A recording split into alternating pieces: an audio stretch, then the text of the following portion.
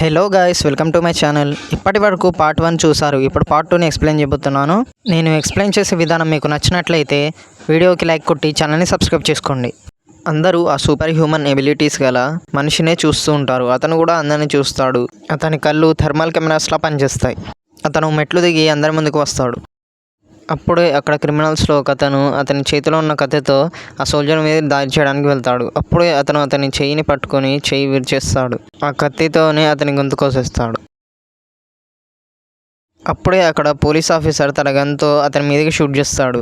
కానీ అతను తప్పించుకొని అతని దగ్గరికి వచ్చి అతన్ని కొట్టి అతని గొంతును చంపేస్తాడు. ఇలా ఒక్కొక్కరిగా అక్కడున్న వాళ్ళనందరినీ చంపేస్తూ ఉంటాడు. అప్పుడే టాటూ గల వ్యక్తి అక్కడి నుంచి పారిపోతూ ఉంటాడు. అతనితో మరో ఇద్దరు ఖైదీలు కూడా పారిపోతూ ఉంటారు. కాకపోతే ఆ సూపర్ హ్యూమన్ సోల్జర్ ఆ ముగ్గురిని పట్టుకొని దారుణంగా చంపేస్తాడు.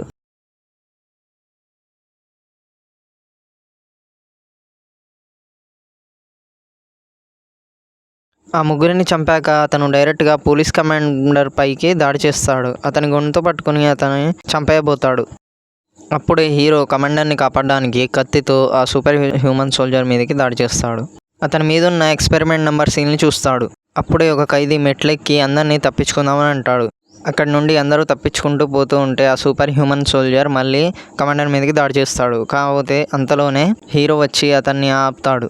అందరిని వెళ్ళిపోమంటాడు. ఆ సూపర్ హ్యూమన్ హీరో మీదకి దాడి చేస్తాడు. అతని గొంతు పిసికి అతన్ని చంపడానికి ట్రై చేస్తాడు. కానీ అప్పుడే ఫీమేల్ ఆఫీసర్ అతన్ని గన్తో కాలుస్తుంది. కాకపోతే అతనికి దానివల్ల ఎటువంటి హాని జరగదు. వాళ్ళిద్దరూ అక్కడి నుండి పారిపోతారు. అతను తనకు తగిలిన బుల్లెట్లను తన చేతితో శరీరం నుండి తీసేస్తాడు. ఇటువైపు పోలీస్ జనరల్ ఆ షిప్ ఎక్కడుందో అని శాటిలైట్ నుండి తన లొకేషన్ ట్రాక్ చేసి చూస్తాడు. అది ఎటు కదలకుండా ఉండడం గమనిస్తాడు.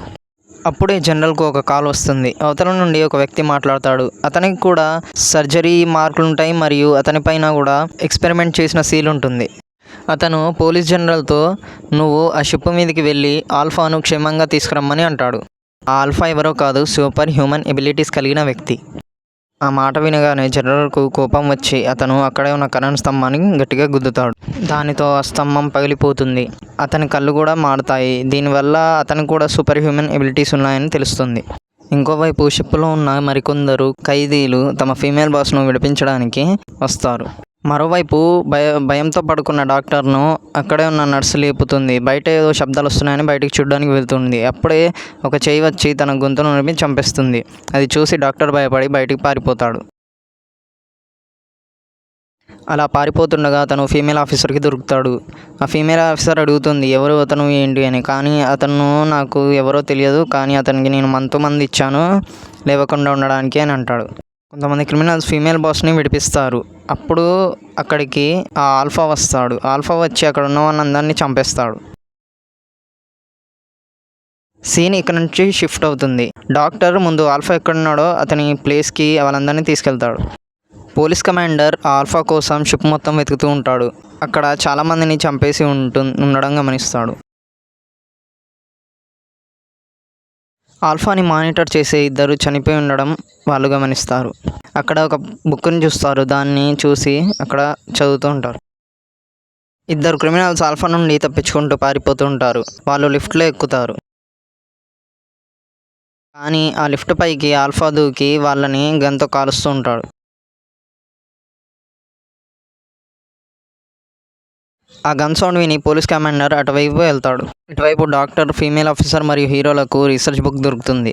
అందులో బ్యాక్ స్టోరీని చూపిస్తారు. 1947లో ఆర్మీ మరియు పోలీసులు ఒక వ్యక్తి మీద ఎక్స్పెరిమెంట్ చేస్తూ ఉంటారు. అతను ఒక వార్లో చెయ్యిని పోగొట్టుకుంటాడు. కానీ దానిని స్టిచ్చింగ్ ద్వారా అతని హ్యాండ్ను అటాచ్ చేస్తారు మరియు తన కళ్ళకు కుట్లు వేసేస్తారు.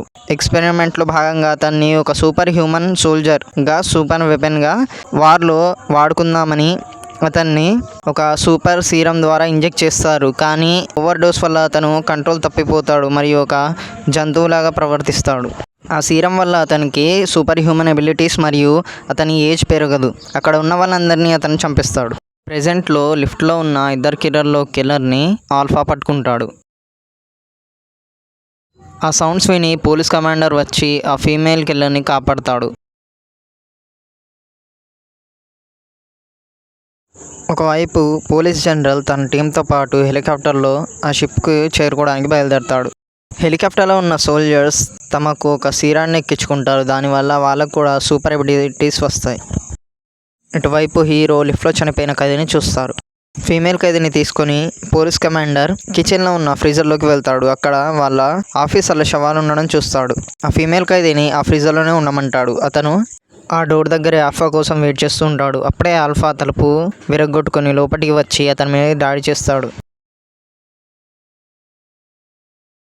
కమాండర్ అక్కడే ఉన్న ఒక కత్తిని తీసుకొని అతని చేతిలో గుచ్చుతాడు. అతను కొడుతున్న దెబ్బలకు తప్పించుకుంటూ అతని చేయిని గట్టిగా కొరుకుతాడు.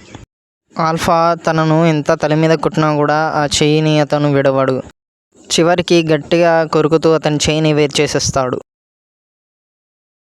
ఆల్ఫా కమాండర్ని కొట్టి చంపేస్తాడు. ఫ్రీజర్లో చప్పుడు రావడంతో ఆల్ఫా ఫ్రీజర్లోకి వచ్చి చూస్తాడు. అక్కడ ఫీమేల్ ఖైదీ చనిపోయినట్లు నాటకం చేస్తుంది. చనిపోయింది అనుకుని వెళ్ళిపోతాడు. జనరల్ వాళ్ళ సైనికులతో హెలికాప్టర్లోంచి షిప్ మీదకి దిగుతాడు. నెక్స్ట్ పార్ట్ కోసం ఛానల్ని సబ్స్క్రైబ్ చేసుకుని ఉంచుకోండి. Thanks for watching.